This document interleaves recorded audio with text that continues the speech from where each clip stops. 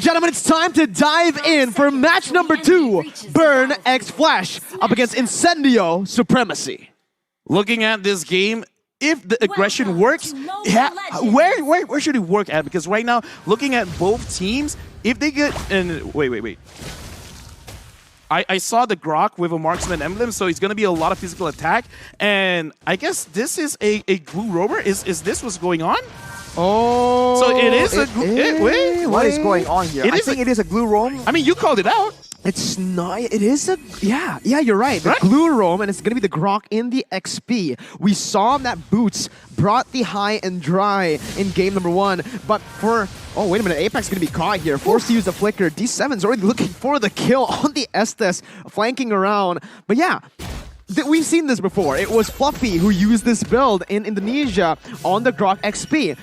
Weapon mastery, which means he's looking for that late game damage, technically. Or the mid game damage, whenever he gets those items. He's looking to scale with the items as best as possible. And yeah, the roaming glue, we talked about that, a roam going in, and he was trying to escort the Clint, trying to make sure that the Clint has a good lane, but as you mentioned, Mirko, the Farsa just comes in, becomes a big problem, and now Burn already trying to abuse the mobility and the speed of this Benedetta pick. Oh, very good eye for an eye there, getting out of the endless shards, and Chma will just go for the gold buff, picks it up. And in the early stage, it's still just both teams playing it really slow. No real reason to go in for a crazy engagement. Right as I say that, though, Caster Curse, Chma jumps in. And Tenzi too gets the first blood in the mid lane up against CCAT. Caster Curse is real, man. Every time we predict something, the exact opposite happens. And now with that pressure, they're going to go for that turtle fight. They have sustain, they have burst damage as well. So in the early game, this makes for a very dangerous combination.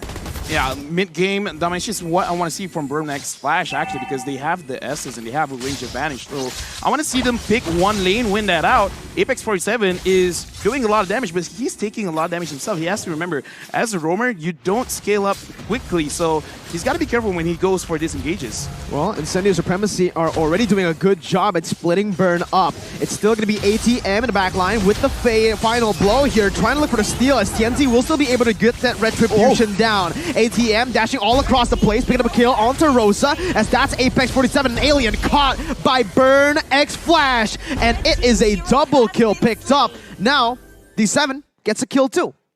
That is 3 kills being picked up by the side of Burn X Flash, and that was a very bold play from CCAT. He just goes in with the wings by wings all the way, by point blank to the members of Incendio, knowing that they were on the back foot, enabling him to just land so much crowd control, so much more burst damage, and in the early game, this is what they can abuse. If Incendio wants to try and match them, it will be in that mid-game where the Cult Altar can be abused in the midst of those chaotic fights.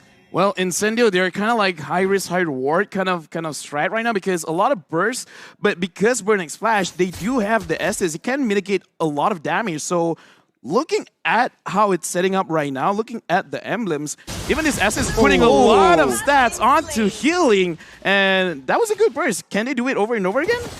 That's the big question, right? Can they do it when an Estes is around? That's the problem. Although they do have the chance of crowd controlling the Estes to mitigate that healing, but already rotations are being made. Incendio are trying to make sure that they exert their own will, but look at the response, just quick coming in from Burn X Flash. Very good rotations here by Burn X Flash already. Again, helping the gold laner, Fury, who's not in a good matchup up against the Clint. But now, it does seem like with both teams rotating towards that top side, both teams will disengage, but Incendio will actually still try to look for a commitment here with the endless shards being placed on the Fury, but with D7 there, that answers your question. The burst is not enough just yet. Now it's going to be the Cult Altar placed in again. Chma going to be caught, but has the healing coming in from D7 as Apex 47 jumps in with the split, brings Chma back onto Incendio, and it's a 1-for-1. The roamer traded in for the jungler. Still worth it for Incendio as the turtle spawns in to the land of Dawn. There was one more weak point on Sunshine, so Fury almost used that crossbow of Tang, but that is what Burn X Flash can afford to do right here. Despite everyone rotating to cut off Fury from his team, the support comes in, the healing comes in, and if Incendio clumps together, you can see that the Feather Airstrike is devastating. Right now, Burn X Flash, they're looking pretty good, pretty solid, even though Incendio has a small goal lead, but looking at this, Apex 47 wants to get a cash, but it's easier said than done. Feather Airstrike by CCAT just to buy some time, poking him down. Alien going to be able to actually use The Furious dive. Wait, it's a kill over. ATM was able to find TNZ in his own jungle, invading out of nowhere with the Petrify, gets that kill down, and instantly Incendio have lost turtle control. Unless Apex can make a miracle happen. Doesn't look like it's gonna happen though.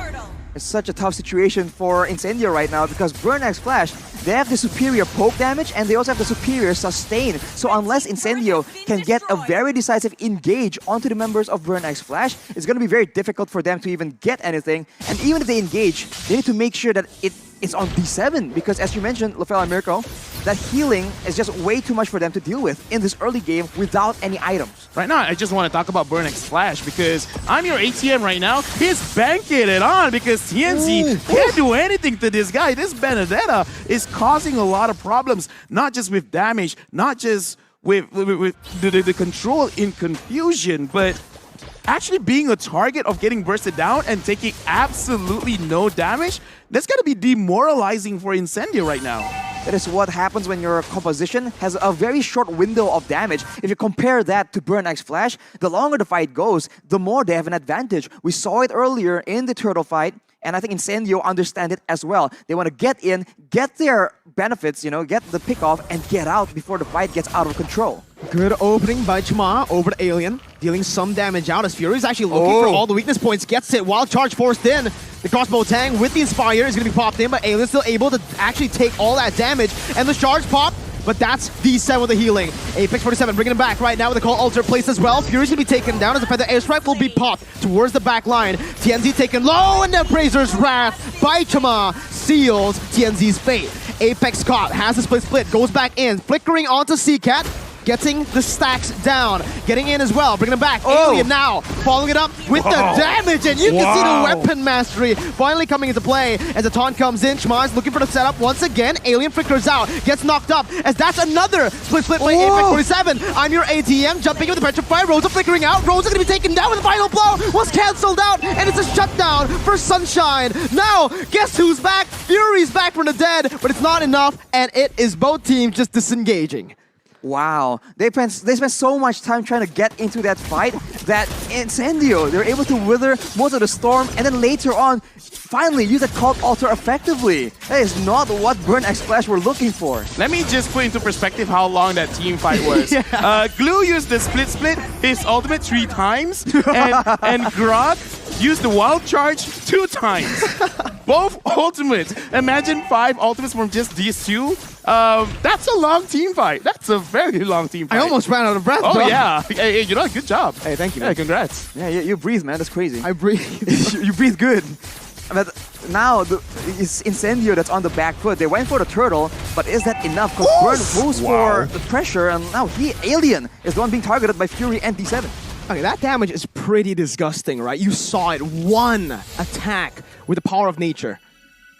Okay, so here's the thing about burst compositions, right? You always got to make sure that kind of everyone, or at least 2 members, are focusing on the same target, and I kind of feel like that's what's making Incendio's draft looks not so great right now, because everyone is targeting their own thing. Like, whoever's closest, let's go for the target. Now, TNZ and Rosa, they're waiting around the orange buff. Can they actually catch it? Yep, that's your answer right there. CCat's gonna be caught. Rosa pops the call altar. Again, just trying to get out of there with Sunshine backing him up. It does seem like Incendio will take control of the bottom lane, with Apex 47 acting as a roamer, but because he's so sustainable, he can actually act as an XP laner too, just be a distraction. I'm your ATM, try to go for the Petrify, jumps out with the eye for an eye, but gets gunned down by Sunshine, and that's the mid lane pressure being placed on by Incendio. And they get that top lane too. It's so good by Incendio right now.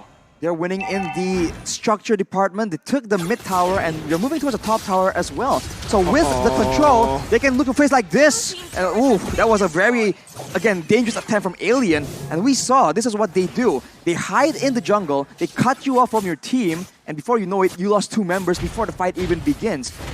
Yeah, right now, Apex 47, I'm seeing that he's just more or less being a distraction. Of course, he would try to get someone. TNZ just caught CCAT, and right now it looks like I don't know which items that really made the difference, but Incendio all of a sudden is like, yeah, let's fight. Like let's just go for it. We can get the kills now, guys. Let's go. Incendio have something against CCAT, man. He's been taken down 5 times, and TNZ has always just been on that. Apex 47, again, just opening up the map, again, acting as a distraction. He goes in for a split, but will be taken down by the crossbow Tang. It's translated over to Rosa with the help of that final blow, dealing so much damage while Charge connects onto 2, but Sunshine's free hitting. D7 still helping the team sustain with a Praesor's Wrath being placed by Chuma to pick up a double kill. It's a 3-for-1, and Burn have turned around a fight 4v5 without CCAT. That is insane. They're just going in so aggressively, and they get clumped up. CCAT wasn't there initially in the fight, but he actually made it there, and that is something you cannot do against this composition. We talked about diving in towards crowd control, and Burn X Flash has an abundance of CC that they can use to stop Incendio in their tracks. Oh, Chuma, again, taking some damage, but he is a Fredrin. Yeah, right now, looking at the composition, right, I kind of feel like Sunshine is already on board. Like, I want to fight with you guys. So, Burn X Flash, they got to start focusing on actually getting Sunshine down first before they start fight. Because in this team fight right now, what's happening, Arashi? Initially, it was a cult altar, but again, everyone's clumped up so deep into each other, and their member that's been shining so far is TNZ. It's an assassin that can delete one person, but he cannot delete the whole team. So we saw that TNZ was able to do a lot of damage, but everyone else are still able to survive and do the damage, and eventually Incendio just ran out of steam. Right now, Burn X Flash, they're pushing in, and if I'm looking at mid lane. I don't know who's going to win this 1v1, but it looks like neither is going to win the 1v1 because now TNZ is getting pressured because everyone from Burn X Flash is moving towards mid. And I like this way of play. Focus on actually, moving together, actually using this SS to your advantage. You just saw D7 and Fury build that Athena shield at the same time. They understand that right now, Incendio, they need to play around TNZ. If their main damage dealers or their main support can get deleted, that is a huge blow to their teamfight capabilities, and they recognize that. So with the Athena shield, it means that Incendio's TNZ will be having a lot more of a difficult time trying to delete all those backline members. Yeah, right now, I honestly think at the 12-minute mark, it's time to transition, right? Your main carry was TNZ, but now it's about time to transition over to Sunshine, who has the damage, who has the weapon mastery as well. Apex, though, still able to actually get out of that with a split as Rosa tries his best to zone the members away. Both teams not really going to risk anything, not really going to commit to anything here in 12 minutes, still waiting for that Lord to spawn back in. Right now, I'm actually just looking at TNZ because he is trying very hard to make sure that he is staying at the side of Burn X Flash jungle. And looking at the way that they're playing, I kind of feel like he wants to take out CCAT or Fury as fast as possible. Right now, Alien, he's alone. Can he actually get out of this? And it looks like Burn X Flash, they're not even sure where he is. They don't know Alien is there. Oh, Alien. Oh, there you go. He's spotted here. He jumps in, looking at Power of Nature, but will just use the Wild Charge to get out. Weakness point, the final one, not there just yet, but it is opened up. Alien isolated from the rest of the team. Fury has the crossbow tank, but will not use it, and that might be a mistake, as that's an endless charge placed onto him. Chua's gonna be isolated, and he's gonna be taken down. The crossbow tank is dealing damage to himself with Apex on him with a split, and Fury now with no ultimate. It's gonna be ATM jumping with Vector 5, finding the jungler, shutting him down. Apex running for the hills, the Feather Airstrike comes down to poke them down. Fury with the kill spray, chasing them down, looking for more weakness points on the board, but Sunshine comes in, gets the shutdown back. ATM loses his immortality. Rosa is all alone, and it's Burn who come out on top. That was a long fight, a long chase, and Incendio went for the flank, but they kind of didn't really get the best re-engage onto that fight, and that allows Burn X Flash to buy a bit more time, and eventually, as we said, the Long Jonah team fights with the sustain, with the DPS, they come out on top, and it's so disastrous because the Lord is up at the same time. Incendio is still contesting, but it does not seem possible unless Alien can make something of a miracle play. We've seen a miracle play by Grok many times before. He's looking for it. He has the weapon mastery for a reason. He steals it for Turkey, for Incendio to save the game for his team. team. He's an absolute alien for that one. I mean, you called it, man. We've seen so many miracle plays with the Grok. If you want to see it happen, like, dude, this is why, you know, like, Grok's one of my favorite heroes. But, okay, that was an insane play. But Incendio, they got to be on the same... I don't know, man. Do I even really want to be too smart about this? Because that's the highlight of the day. That's the highlight of the day, man. Wow!